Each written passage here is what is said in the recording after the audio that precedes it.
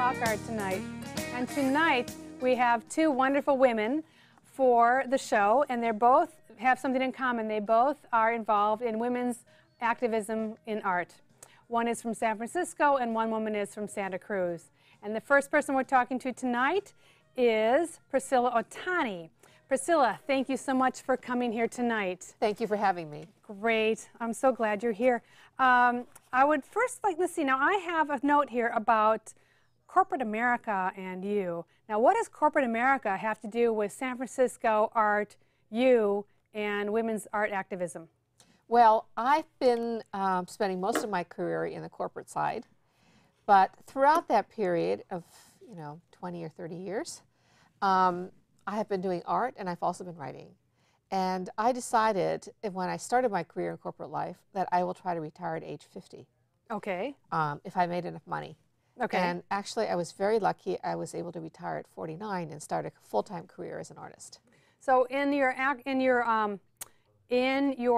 corporate art, your corporate life, did you have anything to do with world politics or activism, or does that lead into where you are now? Because I know you're involved in international, national, and local art scenes. Yes.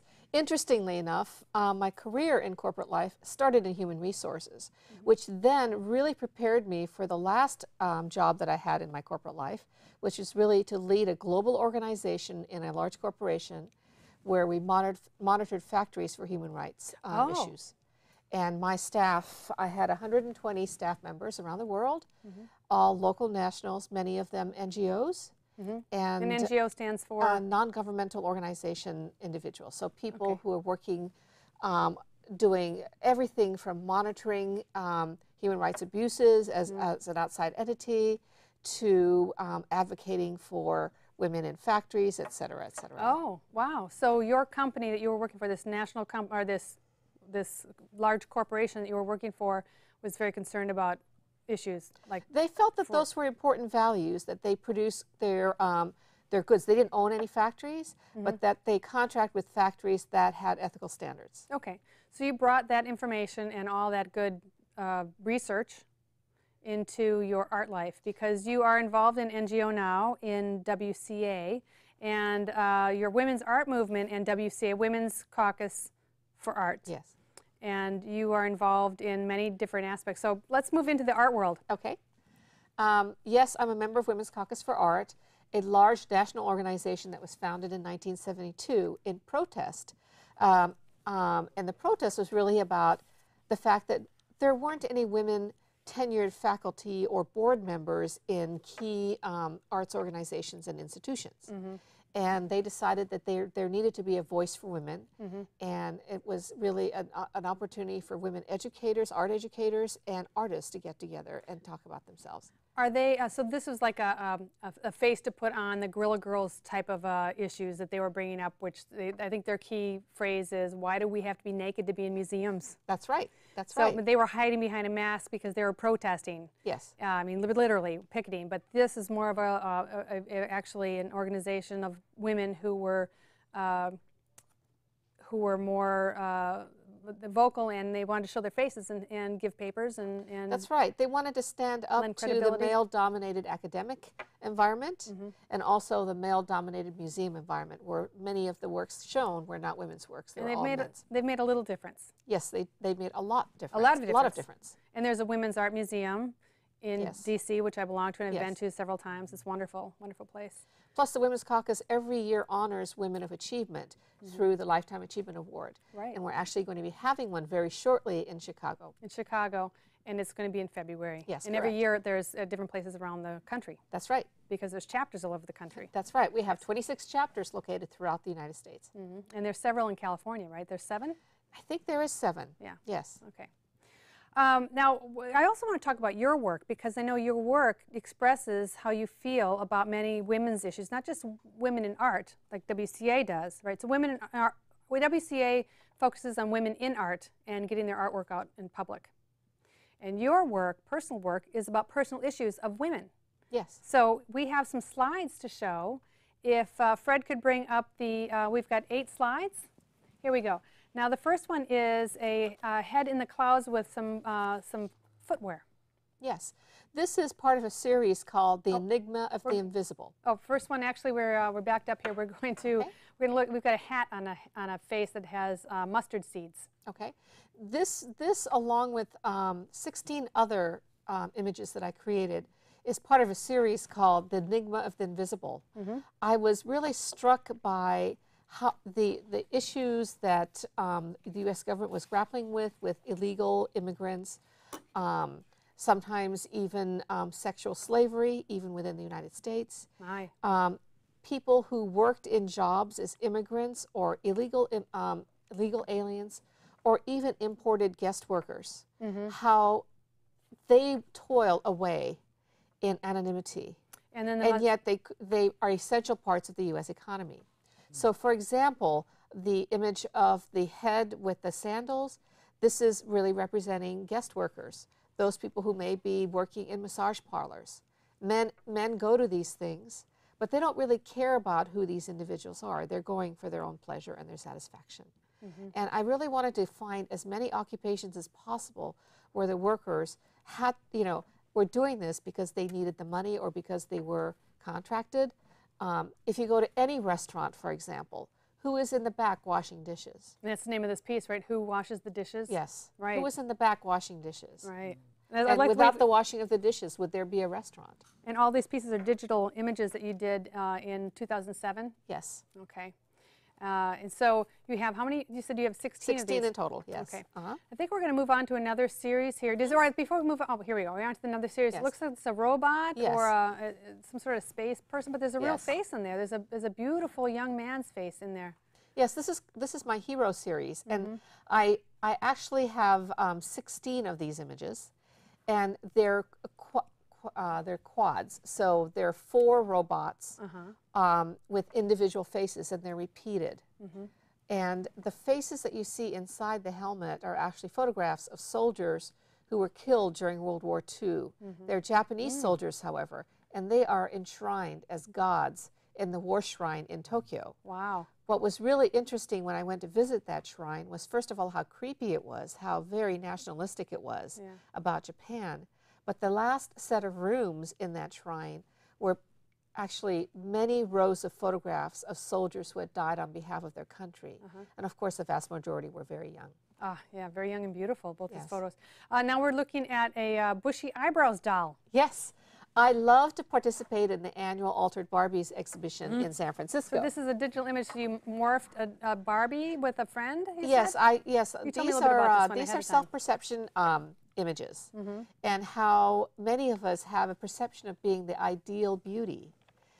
But what if we were to superimpose ourselves onto these beauties? Well, we wouldn't really look quite human, would we? This one I called the Japanese Barbie, and I'm really making a comment about how many of us in Japan start thinking about plastic surgery from the time we are in high school. Plastic surgery. That's correct. I never really got it until you put this plastic Barbie face in with plastic surgery. That's right. Yuck. Yes, I found it very amazing that so many magazines in Japan have advertisements for plastic surgeons in the back. It must be one of their biggest industries. Yeah. Okay. Well, thank you very much for showing us that series. So those were 3 series that you showed us. Thank you very much for that. We also have. Well, before we move on, is there anything else you want to say about the last piece before we? No, I think I've covered it. Thank you. You're welcome. We have some pieces here in the studio, and I was in which our studio audience can see, and they were coming up and taking a look and asking many questions about them because they're very delicate looking. These are cages. This is the only one you have here that doesn't have an opening. Yes. And explain how you made this briefly. Well, we also, I think we can have some close-ups. I think somebody's going to come in and take close-ups of these. I'll get out of the way. So you've got some over here, people in cages, and then you have one you can't see anything in. Yes. So go ahead. This is an installation piece I'm working on right now. This is my new work. I've been watching you on Twitter, actually. I mean on Facebook. Facebook. Yes. Yes. And it really, I call this series The Floating World. And the cages are representative of a variety of things. First of all, the whole image of women being, in a cage, that they're not totally free to do what they want. And the other thing is women who are in occupations that are sometimes shunned. For example, geishas are prostitutes. And during the 18th century or so, a lot of times the women of pleasure were screened behind Japanese paper screens, so you could only see their shadow image on those screens. So you only got a glimpse of who they were. And that was, in some ways, a way to attract the men. So I really wanted to do a commentary on women and how sometimes they feel like they're completely caged and trapped in who they are. And on the other hand, how women can use disguise to be attractive and seductive. And people can take these for whatever they think they mean to them. Okay, well, thank you for that. That is beautiful. Thank you so much for bringing them in so I can see them instead of just trying to imagine while I'm reading about you on Facebook. Now, the last thing that I'd like to talk to you about, because we're running out of time with your section before we move to Julie. We got a little hint from Fred, who's anxious also. I would like to know about how you see the future of WCA. Now, I know WCA quite well, actually, so I'd like you to tell me, though, you are the president-elect for the next 2 years, starting in 2010. So, yes, I will be president-elect for the next 2 years. I will not be president until... but president-elect this year and next year, 2010, 2011. And so you have a 6-year commitment of being president-elect, president, and past president. So tell me about what you see as the future of WCA. Well, I really think that WCA, over the last year or so, has started to re-examine who they are. And we came up with an updated mission statement. And I do think this new mission statement really expresses the direction that we want to go. And it's really about focusing on who we are as artists. The Women's Caucus, I think, really sees itself as a community for women artists, women educators, and also as an organization that focuses on art activism. And what do we mean by art activism? What we mean is the art that we produce and the collaborations that we want to have with other organizations, whether they be arts organizations or other NGO organizations, is really about focusing on social justice issues and also about the environment. That in collaborating with other organizations, we could speak with one unified voice and also at the same time a very diverse voice. And really, those many voices joined together has a lot of power when we come to addressing issues. Absolutely, absolutely. Like what you did with, well, many examples I can talk about, which we're out of time though, and I'll have to have you back because you've got way too much to cram into 12.5 minutes. Thank you very much, Priscilla. You're welcome. Thanks again. And I'd like you to meet Julie, which you've been sitting next to her for a while now, but I'd like you to meet Julie, and I'd like all of you to meet Julie. She's going to tell us about who she is. Now, what I've been told here, I've been given some information that Julie Forbes sees herself as someone who is all about potential, about finding potential, and the premise that everyone out there has something to develop. Now, but you find potential in people and you want to help them develop. Now, I know you use that with your art activism as well. So that phrase, though, is that like a catchphrase you have on your business card or your website, or tell us about that. Thank you for asking. I appreciate it, and thank you for the invitation to be here. It's my pleasure. I think what I would like you to know is that I have a passion for potentiality. Okay. And that part of my passion is that I believe that everyone has something to contribute, and that it's part of this wonderful aspect of being alive and finding out what that is and bringing that to life. And I love being a part of that process. Well, very, very good. Now, I met you a year ago at Swan Day in San Jose. You did. In San Jose, it was their first day for Swan Day. And Swan Day, tell everybody what it's brand new. Well, 4 years now. 3 years. This is its 3rd year. It's 3rd year. 3rd year. Oh, wow. So tell everyone what Swan Day means. Swan Day is fabulous. It means support women artists now, which is very much in alignment with a lot of what Priscilla and you have been discussing this evening as well. It's an international holiday that began 3 years ago by an incredibly passionate, focused, dynamic, brilliant woman by the name of Martha Richards, who started Women Arts in 1994. Womenarts.com. Womenarts.org, actually. .org. Right, .org. It's a nonprofit. Absolutely. That's it's right, a nonprofit, yeah. Womenarts.org. And the idea behind Womenarts.org was to set up a lot of different tools that women could access, women artists could access from all over the world, and in a sense build a women's community online. There's a directory there, so folks can go on and they can find artists, artists can collaborate. She's got information about grants and resources. She's very interested in capacity building, which is very much something I'm interested in as well, which drew me to the organization, and collaboration. So it's an organization that really is operating as a foundation for Swan. And so now we have Swan Day pictures. You have slides of Swan Day all We over the do, world. we I mean, do. we're talking all the world. We mean all over the world. We do, and you know, it's so intriguing. It's because amazing. let me just back up for just a second. Swan Day happens the last Saturday of March during Women's History Month. Yes. Can you imagine Women's History Month? Yeah, very good. And one of the things that's so compelling about it is that all over the world, on that, they're celebrating their art. They're celebrating what their voice brings forward. They're celebrating their visibility. They're collaborating. And just the idea of, in Berlin, on the same day, well, there's a little time difference in there, but the same day, there's another woman who's expressing her art. And of course, we all know that women's art is see one those of the pictures. most... Okay, let's look at the I haven't pictures. seen them. Let's look at the pictures. I've only seen little thumbnails of them. Here we go. Swan Day.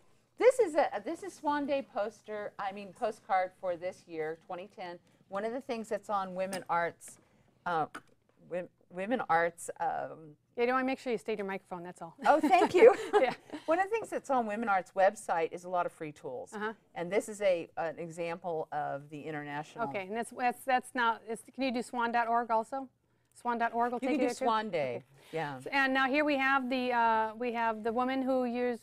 That's Martha Richards. Yeah, there she is. And Martha Richards with Natalie Aggie. And a swan. And a swan. And that was in 2009. And one of the things about Swan Day is you can be any type of a creative woman, and you're collaborating and you're joining in and you're raising money for something specific or for your own work. Well, this woman, Natalie Aggie, is a trapeze artist. And oh, wow. I apologize if I'm mispronouncing your name. And she actually organized this day to take care of dental health. Now here's a famous movie star. Sandra Oh did the first video clip for Swan Day. And then last year, Isabel Allende. Allende, yeah, she's the next one up here. Yep, There she was at the San Francisco Famous Women's writer. Film Festival, that's right, as part of Swan Day. So you know her?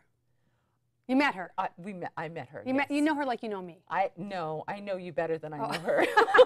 But I am willing to have dinner with her and to get to know her. Oh, great. She is fabulous. I mean, And the next group, oh, sorry. The video's online. Yeah. You can hear what Isabel has to say. And here we have in Berlin. Now, so these are Berlin women. These are some examples of other people around the world. And this is a group called Quio, and they're a Berlin rock rapping group. Oh, okay.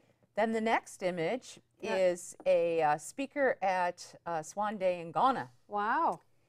And then the next image. That was 09. Then that was in 09. So the next image is from 09 also. It's also, that's Kenya? Kenya. That's the one where we got women. a sneak peek at. Right. Yeah, look at how happy they look. Oh, my goodness. Check out that Swan Day. I know, I love it. I need to have that t-shirt. And you can grab different things off of the website. Oh, yeah, that's right. You can buy those things. Yeah. No, not necessarily. What I meant by that is that art. So the swan, you take that art and you incorporate it into whatever you want to do. So it kind of brands it throughout the world.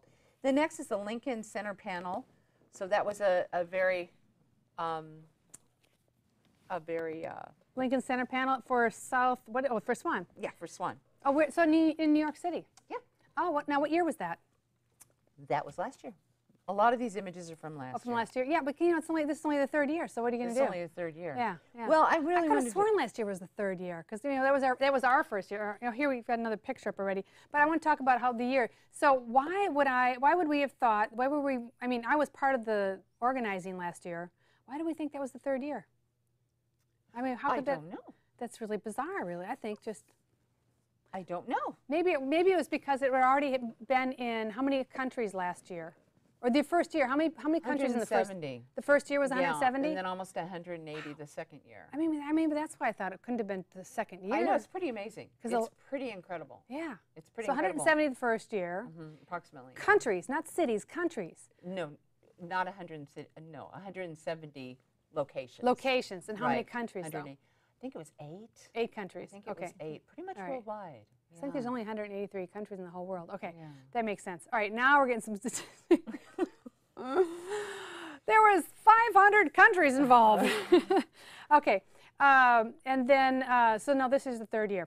And we're back we can go back to the slides. Thanks, Fred, for popping off of there. Now we've got this wonderful poster from Miami, and that was Swan Day last year. These were incredible women. They Beautiful. did a spoken soul day, and they had all sorts of poetry and rap, and just it was incredible. And they organized a lot of different women across a lot of different communities. It was very successful. They built a lot of new partnerships. And one of the things about Swan Day is it's about building capacity. About building capacity. When you say building capacity, what do you mean by building women's capacity? skills. One of the things that the Swan Day website has is everything from publicity tools to understanding how to raise money. And I'll talk a little bit more about building capacity when we get to the Swan Day of the Greater South Bay. We're back to the founder and a puppet and That's Martha Richards backstage with the. looks like she had ventriloquist and a. It's sorry, I'm totally is she a blacking puppet out on builder? that. It's cute. It's a. Martha Richards backstage with. Can you see it? I can. Oh, can we go back to that, please? Let's go back to that. We have to sort that out. Hey, Fred, go back. Back up, baby. There we go. There we go. Oh, that's Swan and Lucy, and that is Theater Q. Thank you. Theater Q. Is that a man puppet? No, that's a woman. Notice the cleavage? Oh my God! How could I miss the cleavage? Oh my God! That is some cleavage. Now Martha did this amazing thing. She flew back to New York. The only people that knew she was coming was the Lincoln panel. And she actually went and knocked on Natalie's door, and she went and knocked on Lucy's door, and they weren't expecting her at all. And it was just wonderful. She jammed in as many things as she could in New York that day. She's got a nice photo up there. It's funny. Yeah. Okay, now we're ready. There we go. Emily That's a beautiful. Beatty, Wow. just an incredible, What a incredible beautiful photo. dancer out of Massachusetts who also organized a second. This was her second year as well. Great. Boy, people just jumped right on the. They did. They did. And now we have a celebration of women's filmmakers. This was Women Arts. Martha and myself joined with the Alliance of Women Directors in Los Angeles at Sundance and put on a party for the women filmmakers up there and really introduced them to Swan Day and the whole concept. Nice, nice. Here we have Gwen Avery. Gwen Avery was a performer in San Francisco, and one of the reasons we have various shots like this is to just show the different types and the diversity of the performances. She performed in a small club in San Francisco. And we have oh hey, that's where I was. There you are. I bet you could find yourself in that picture. Well, if I had better glasses on, I probably could. If I had some glasses on, I probably could. But you'll have to just. You gave it away from me now. Am I over on the right? Oh, that's somebody else. Now I remember her speaking. I remember her telling a story. That was Kate Evans. She's a poet and a writer and a professor. And as you remember, she's funny. She's very funny. And very, very funny and very, very brilliant. There was quite a few different poets at that event. And we skipped one. All right, so we're going to do this one. This is the Tenacity, Guts, and Grace Swan Day. This is this year's Swan Day of the Greater South Bay. Tenacity, Guts, and Grace. Women artists of the present pay tribute to women artists of the past. That's me. I'm the Greater South Bay area artist. That's right. You are. Yes. You'll be there.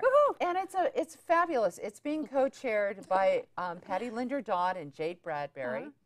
And they are with Alameda Artworks, which is where the Greater South Bay Swan was held last year. Right. And it's a great place, great building. Great building. And they put something together last year in 2 months where they brought the community together. They sure and the did. community just jumped on board. This year, it was wonderful because I started working with them immediately after last year's event. I had an opportunity to meet them. They invited me to come in and open the event and speak about what was happening in the world that day, was so exciting. So exciting. I mean, to be able to sit there in front of this incredible group of women and men and say, wow, this is happening all over the world. Right now. Right now. And of course in some other time zones too. It was absolutely fabulous. So they have been working very hard this year. They're bringing in museums. They're really reaching out to the community, and this is also an invitation tonight to the community, to anyone who's going to be having an art event during the last weekend of March or even around that time, to join with them as an umbrella and be part of their Swan Day. Great, that's just great. And how do they get a hold of the South Bay area? Well, they can go ahead and go online to the AlamidaArtworks.com. Okay. And they can get information. They can get information there, or they can call one of the co-chairs, and I can give you a phone number if you'd like. Well, we don't have it. I don't think we have it ready. I don't know. Fred, do you have anything? Do you have a phone number or anything up there, or AlamidaArtworks.com? I don't think I gave them anything like that. I did. So. Oh, you did? Okay. But I don't know if it made it. Great. Did it make it to the last slide, gentlemen? Nah, we didn't have it. Nope, didn't happen. Okay, well, you can try 408 408 568 568 8499. 8499. Got your pencils ready? Hope you wrote it down. Okay. All right. Well, I'm sure some of you are TiVoing this, and you can always back it up. Get that number again. Let's do it one more time. You bet. 408 408 568 8499. I had to look at my notes. Ah, okay. All right. So now, did you tell us how you got involved in San Jose? Did I tell you that? Did you just get a phone call from Patty Linder Dodds? No, I actually called Patty. And you did? I did. I was working with Martha. I had a small contract with her. She had a grant for some development work, and I came in and worked with her last year for a few months. And I called up Patty and I said, I want to come to your event. Wow, okay. I want to be part of your Swan Day. That's Can I come? great. And she said, yeah, will you speak? And I went, well, I kind of just wanted to participate, you know.